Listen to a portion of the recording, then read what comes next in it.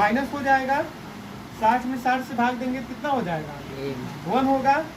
यहाँ क्या हो जाएगा, -1।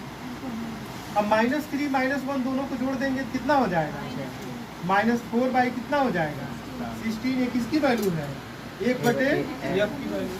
आपसे पूछा जा रहा है f की वैल्यू बताइए, तो f की जब वैल्यू निकालेंगे तो वैल्यू उल्टा हो जाएगा।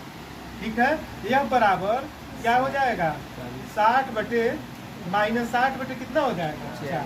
तो 4 में 60 से भाग देंगे कितनी बार में कट जाएगा, 15 बार।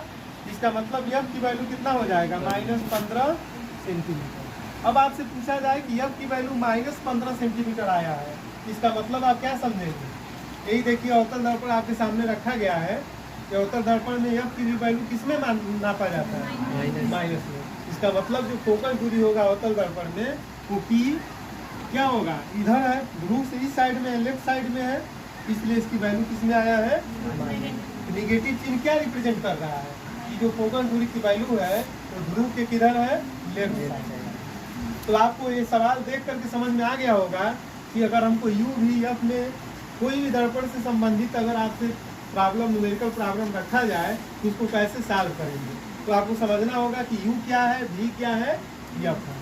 u मैंने बताया था कि ध्रुव से वस्तु की दूरी होती है, v क्या होता है, ध्रुव से प्रतिबिंब की दूरी होती है, और f क्या होता है, p से फोकस बिंदु की दूरी। इतनी बात समझ में आ गया।